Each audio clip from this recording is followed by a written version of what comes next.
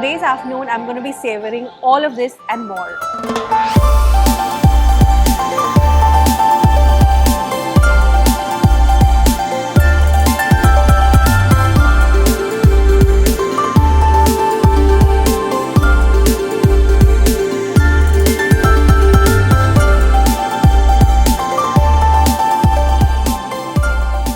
Everyone and welcome to Sugar Spice Nice. My name is Shweta and in this video I am going to be trying a new restaurant today. Right now I'm inside the ITC Maratha in Mumbai near the airport, and this is one iconic hotel property in Mumbai. The place is famous for the black dal at Peshawari, but today I'm not here to try that. So the restaurant I'm visiting today is called Yi Jing. I hope I'm pronouncing it correctly, and this is what it looks like. Let's go inside and check it out. Because it's an Asian restaurant, there is a lot of red all over. A lot of the seating is red, and then they have these like little artifacts placed at various parts of the restaurant which add that nice sharp edge of color.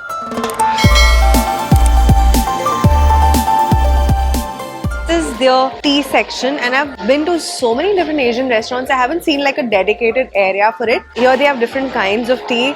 There are Indian varieties like from Darjeeling and Kashmir. Then there's this Moroccan delight, and they also have the traditional Chinese, Japanese tea. And this is like the traditional teapot. You can see it's brewing constantly. They keep filling it up and serving it on the table.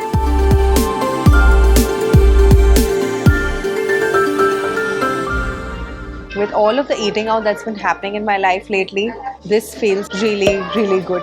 Just what I need to prep my appetite for the upcoming indulgence. You know, sometimes when you steep tea a bit too much, it gets bitter, but this is just not that. You get that nice, mildly floral feel of jasmine.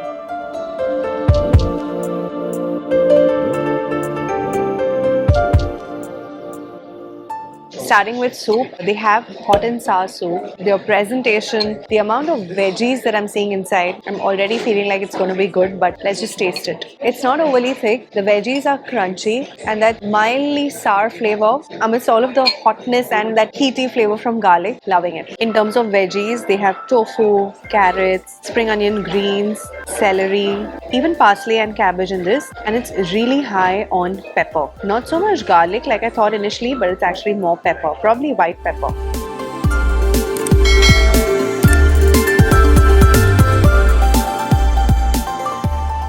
So this is the part of Asian food that I'm not the most comfortable with, eating with chopsticks. So I'm just doing literally one for the video.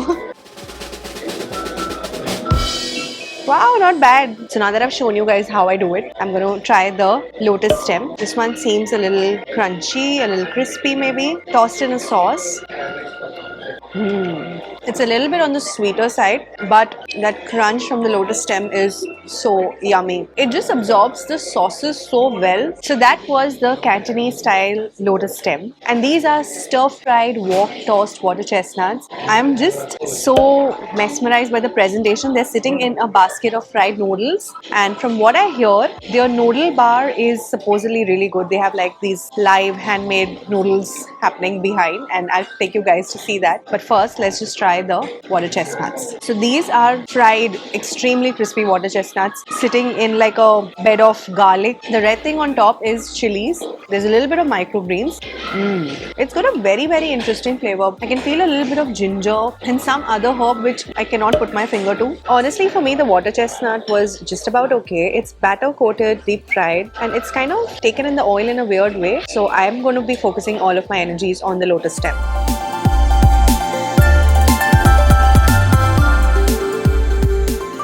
So they kind of have this like little live kitchen area where they do their dim sums. This is like a massive dim sum station. You can see the size of the steamers. It is enormous. These are the dim sum serving bamboo trays, and once they are freshly out, they go on the table.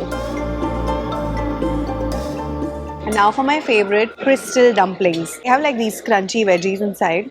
The covering is so extremely thin. I can't explain. I can't describe to you guys better than that. The flavor of the veggies is kind of intact. It's not overly saucy or anything. One of the best I've had. Next we have edamame and sake dumplings. The color is exactly like the edamame bean. Very interesting presentation. The edamame one usually has like this shredded creamy feel inside. Nice. Filling inside is completely creamy. The outer outer covering is not overly thick, but you can still feel a slight texture, and the flavor of edamame in this is more than anything else. For me, I love crystal dumplings more than any other in the world simply because of their covering. This one is also not bad. And these are their steamed mushroom buns. You can see that texture and that color.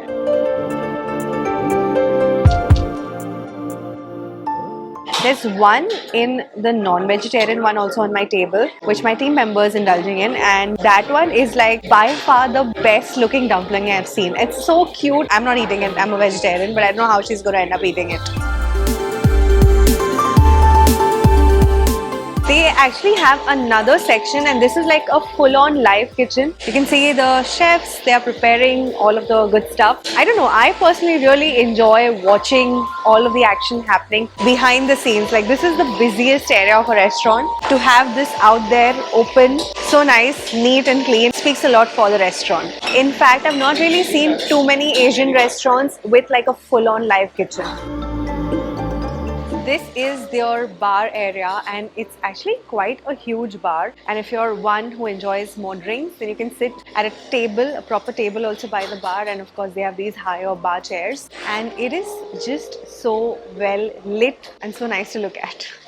This here is your tray with like spices, condiments, which they actually, add to the drinks for more flavor, or just a little bit on top for a bit of presentation. I'm fascinated with this bar.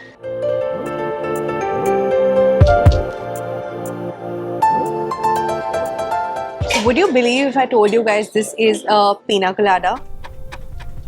These are like their specialty drinks here, they tell me.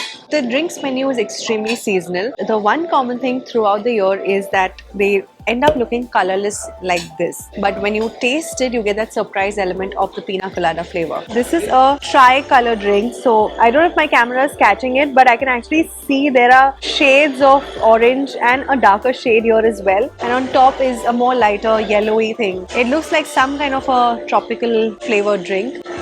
Lots of orange juice. Very refreshing. I don't know how to react, it's so refreshing. Instantly transports me to like a beach holiday mindset. The things that food can do. I'm more fascinated with this drink. This is like a rosé. As you can see, I've already like finished half of it. It's a very, very refreshing, mildly rose flavored spritzer of sorts. It's a mocktail. It's so good. And also it looks so elegant. Their main course section actually has live hand-tossed noodles. Like, they are going to make them right here in front of me, and I was so fascinated. I had to like come here, grab a seat and watch the whole action. They first begin by kneading the dough, and now he's just starting to pull the dough apart. They spiral it, pull it, spiral it, pull it.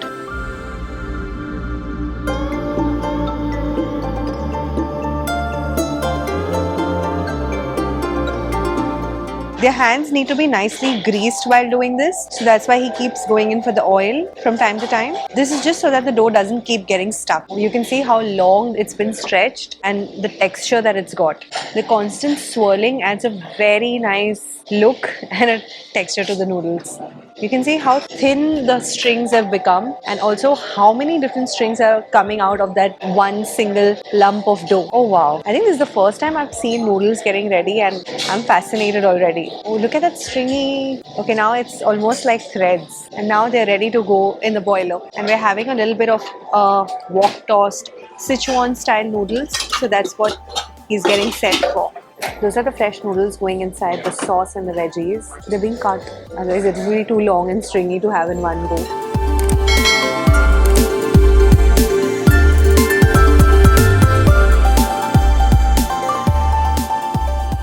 How appetizing does that look? From the wok to my plate, I think I would have trimmed them a little bit more. How am I going to eat this? Wow, so damn good. So they're thin noodles. They don't feel overly chewy. There's not too much of sauce. You can still get that feel of the noodles. I think this in itself is a dish.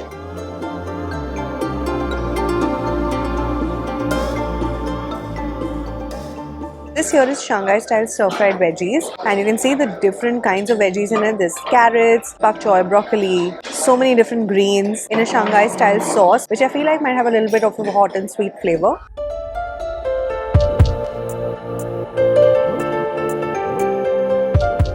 A specialty dish here is the Beijing duck roast, and they have a very unique way of serving it. So here you can see these are actual slices of duck meat. This is the tender breast piece of the duck, and it's extremely fleshy. And here in this they actually have pancakes, and you have to see how thin these are, like literally as thin as paper. And then there are a few assortments, like there's cucumber and other greens, and there's also the sauce tray. So what needs to be done first is you take a pancake, you add your choice of sauce in it. Then there's like a garlic confit, and there's also a little bit of sugar, so you adjust your flavor. Then you add the pieces of the meat. You can add the actual duck, or you can try the mock meat version. Then you add a little bit of the greens for crunch, add a little bit more sauce, wrap it and enjoy. So what I'm having is the mock duck meat. Very different. I don't think I've tried anything like this before. The sauce is quite good in taste. He added a pinch of sugar in mine, which I'm loving the flavor of. And the cucumbers, they are adding such a different feel to this dish. I like that as a vegetarian, I can actually enjoy their specialty dish with mock meat.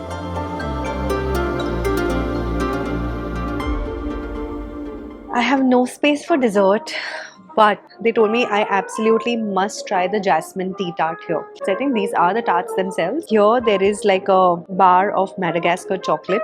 There's some caramelized hazelnut on it. I think I should just break into it and see what the fuss is all about. Chocolate made me so happy. I think you guys can see me smiling from ear to ear. I can't explain the texture to you. Like a chilled version of a mousse texture. It's not that airy. It's a little bit more dense, a little bit more solid, but that flavor of Madagascar chocolate. And these flakes. Very different feel to a regular chocolate-based dessert. I like it. Let's try the tarts. There's also a little bit of a berry compote on the side. I think the orange thing on top is candied apricot. The berry compote, the spongy kind of texture of the tart or the cake itself, and the candied apricots. It's just feeling like the perfect end to my meal here. I think now I am totally in a food coma and I need to head out from here because the restaurant is also closing, and I'm enjoying the last few sips of my jasmine tea. But before I go, let me just tell you guys a few important things. I've tried to leave the prices of everything that I ate on screen and in the description box below, so make sure you check that. They do have a set meal, but that's for a minimum of 4 persons, and the set meal prices are between 3,000 and 5,000. So check that out in case you're coming in a bigger group. I think the place is extremely nicely done. It's new and it's open for lunch and dinner. So if you want a nice fine dining Asian cuisine experience, then you can head here. This is the entire team here who have been extremely kind and patient with all of my filming, and they've just ensured that I have the best food here. Thank you so much. That is really it from me in this video. I hope you guys enjoyed. Don't forget to give this video a like and share it with your friends and family, and subscribe to my channel for more, and I will see you in my next video. Bye.